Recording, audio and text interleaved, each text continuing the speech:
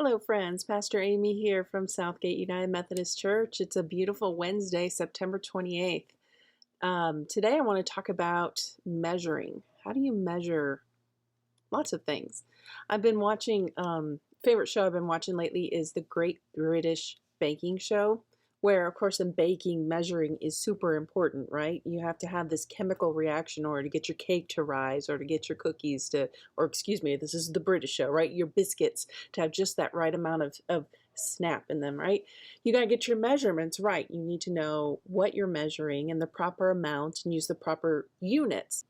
I remember one of the episodes I watched, one of the bakers had a bit of a flavor disaster when they confused a tablespoon with a teaspoon in their measurements. I think they were measuring either baking soda or baking powder, and it called for like 2 teaspoons, and they used 2 tablespoons, so way overdid it on the amount, right?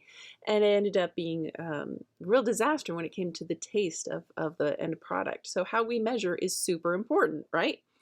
So as we're starting this new month, we're going to be talking in worship about how do you measure your life. You know, we have so many different ways of measuring things in quantities or amounts. We can measure distance. We can measure weights and volumes. We can measure if something is level. Measuring a life is somewhat trickier because it's so much more complicated and nuanced and not as easy to quantify, right? We all have ways that we, whether we're aware of it or not, we think about ourselves in comparison to others. We have certain things that we keep track of, whether we know it or not, in comparing to others, whether it's tracking our grades if we're in school and making sure we measure up to our own expectations or our parents' expectations or comparing to our friends.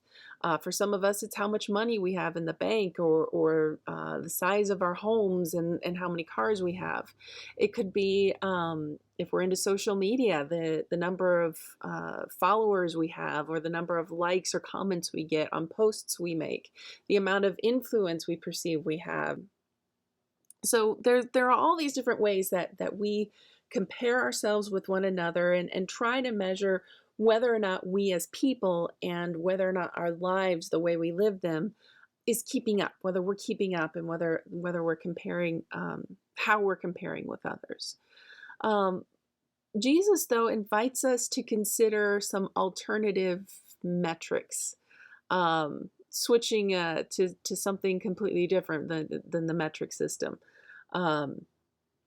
But Jesus invites us to compare ourselves according to different standards than what the world or what our culture might invite us to consider. Jesus asks us to measure our life by how we love, by who and how we love, by how and what we give, and by who and how we serve.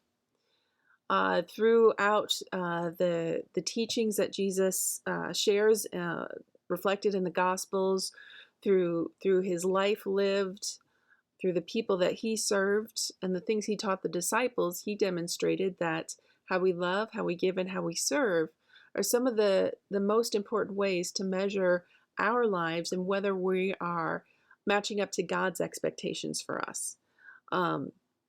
So we're going to explore those 3 areas over the next 3 weeks in worship, to see how we can shift our perspective and shift our priorities and to see if our lives match up to how God invites us to live and how God invites us to evaluate ourselves.